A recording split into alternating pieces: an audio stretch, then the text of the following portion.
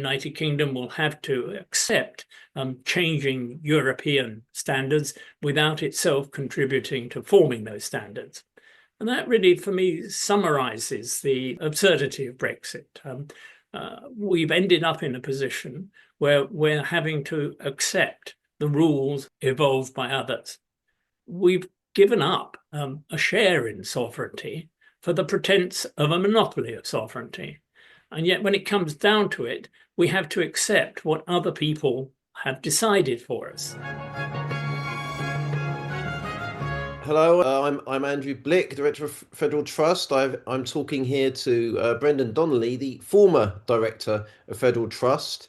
We're speaking the morning after the deal reached between the European Union and the UK, announced in London, and we're talking about what the deal was, what the assessment of it is, and what the political prospects might be going forward. So, Brendan, first of all, what's your assessment of the deal reached? I think it's very difficult to assess the deal in isolation. I'm sure you could have a PhD about the course of the negotiations in which the British got a little bit, or the EU got a little bit, or decisions were postponed. But I think it has to be set within the context. And the context is that Keir Starmer, largely for domestic political reasons, has set himself the red lines, very substantial restrictions on what he can ever foresee, supposedly agreeing with the European Union. And within those red lines, within that framework, this is more or less the sort of thing that you would expect. It's going to add very little to GDP because of 2040 having 9 billion of extra GDP. But this is all you can expect from a government that is not prepared to be radical and not prepared to envisage the really resetting elements of a future relationship with the European Union, which will be an attempt, at least, to join the customs union or the single market. It's not a reset, it's a tinkering. You mentioned Keir Starmer's partially self-imposed red lines. Do you think it will be possible to go much further within the constraints imposed by those red lines, or do you think we're now reaching the limits of what can be achieved without starting to move beyond them? I think we have reached something like the limits. There's no limit to the ingenuity of civil servants. There may well be aspects of the relationship that can be further tinkered with, but unless you're going to make a decisive leap towards reintegration, specific reintegration, I can't see much room for extra manoeuvre. After all, the role of the European Court of Justice, which is now one that will be recognised as a quid pro quo for the dynamic alignment with phytosanitary arrangements in the European Union, that has been greeted with enormous political controversy, and I don't see that that Starmer can go much further than that without facing up more brutally, more bravely than he has until now to the real underlying questions of sovereignty sharing. Do you think Starmer has perhaps something of a two-pronged strategy going on here? And last week, I think we saw one of the prongs with his statement about immigration and use of the word, for example, squalid, which had attracted a lot of criticism from some ends of the political spectrum. Are we this week seeing the other prong in the sense that the voters who he was hoping to appeal to, perhaps with the statement about immigration, are the ones he's hoping not to alienate with this admittedly limited progress towards reversing some of the impacts of Brexit? That may be a thought in his mind or in the minds of his advisors, but it runs the risk of alienating everybody. Some people who will be deeply offended by his remarks about migration, on both sides of the political spectrum, by the way. the neoliberals don't regard migration necessarily as being this terrible scourge of the British economy. They see its benefits and they encouraged its benefits. Obviously, more towards the left, the terminology and the idea that we become a country of strangers is a very off-putting one. And those people who read the Eurosceptic press and take it seriously are not going to buy our analysis or Starmer's analysis that this is a marginal arrangement. I need to correct myself there because, of course, Starmer is claiming it is a major reset. So it's more difficult for him then to pretend that it isn't changing very much. You can't have it both ways. You can't have your cake and eat it politically, which is something that I think that Starmer often believes you can have. You can be anti-immigration one day and in favor of integration the next day. It doesn't quite work like that politically. And what's your assessment of the reaction of the other two main political parties in the UK at present? And in other words, Reform UK, who I think are ahead in the polls at the moment, and the Conservatives. Well, I think there are three reasons behind the assessment. The first is that anything to do with Europe is always a trigger for anger and bitterness and resentment. And so the accusations of concessions, of caving in, of blackmail come very easily and very readily to the mouths and minds of the Conservative and Reform parties. The second reason why they're making such a fuss about it, I think, is that they want to deter Starmer from what they see as further concessions. And their calculation, probably not wrongly, is that the more they can whip up hostility to what Starmer has done, the less likely he will be to wish to go further down that path. The third reason, which is perhaps the most important psychologically, subconsciously, is that the Conservatives and many of the Reform voters know that Europe is not an issue they want to have discussed, because the more it's discussed, the more the absurdity of Brexit becomes clearer. Why are we needing this supposed reset of the arrangements if they were so good in the first place? Why is it that 55, 60% of the electorate think that Brexit has been a failure? It's true that up till now, the electorate hasn't yet drawn the conclusion that we need a new referendum, that we need to rejoin on the whole.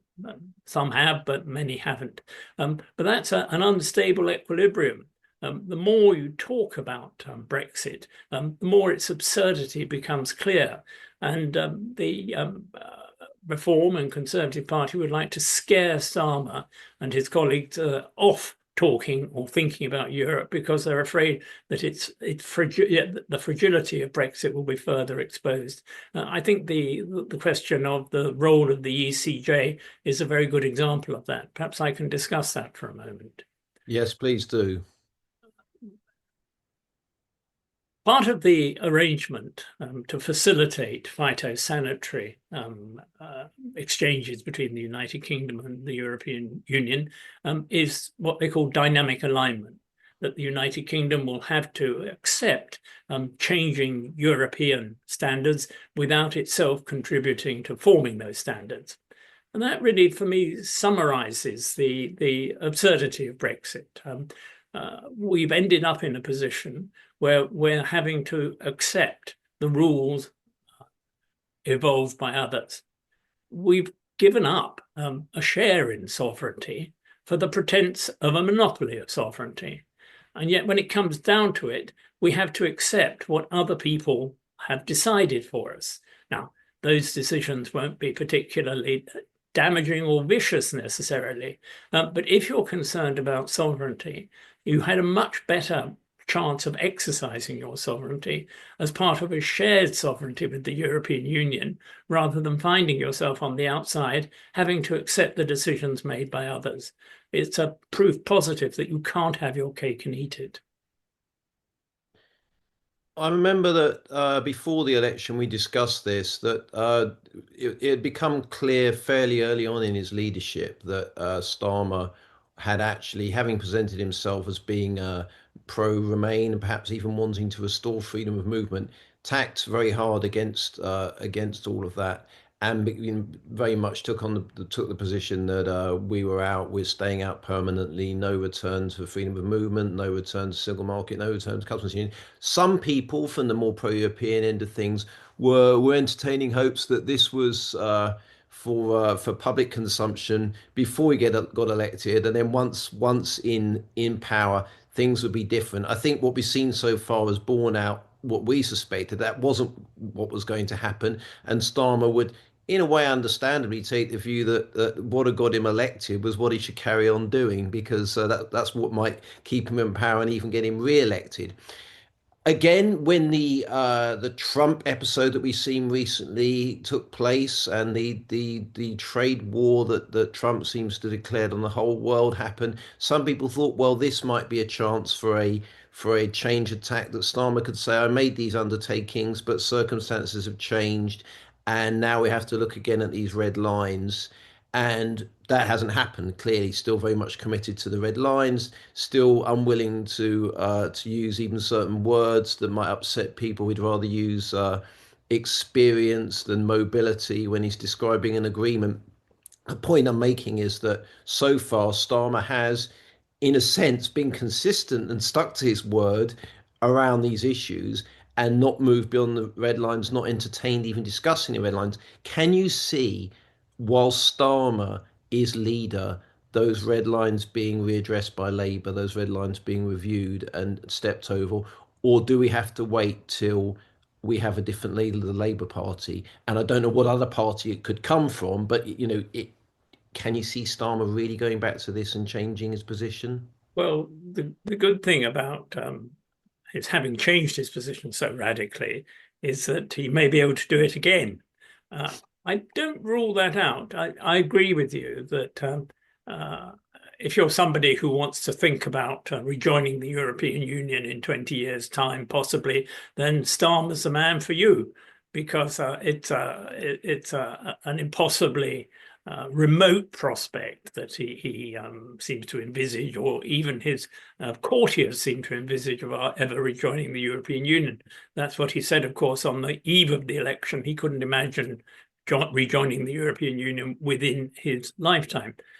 On the other hand, if the divisions in the world caused by Donald Trump, both political and economic, become even more acute, if it's clear that the European Union is a source of stability and strength on our borders, and our country is seen to be lagging behind economically and politically and militarily, I think there may well be pressure on Starmer towards the end of this Parliament to soften his positions.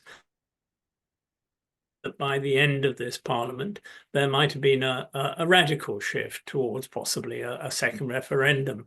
I think the odds on that are less favourable now, but I think the direction of travel, even within the Labour Party, is to want to do more.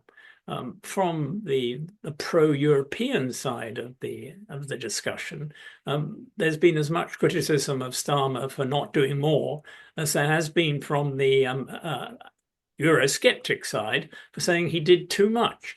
Now, of course, he will say that because that's criticism coming from both sides, he must have got it right.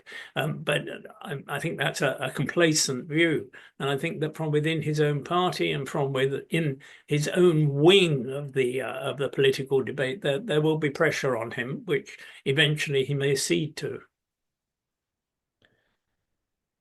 So do you think it's still plausible that we may never get to find out whether that £9 billion that was due to reach us by the year 2040, we may well have rejoined and not get to benefit from the deal agreed yesterday? I think that's entirely possible, entirely possible. Um, my worry is as you imply, that Starmer will always being concerned about a particular tranche of the electorate, which he's been told may go off to join Reform unless he sings their tribal songs and reassures them that essentially he's one of them. He's not a stranger to them. Good. And I think we can certainly conclude from all of this that whatever Starmer and others might hope, Brexit's not going away, the situation isn't stable, and things are going to keep changing. So, Brendan, thank you very much. Thanks very much.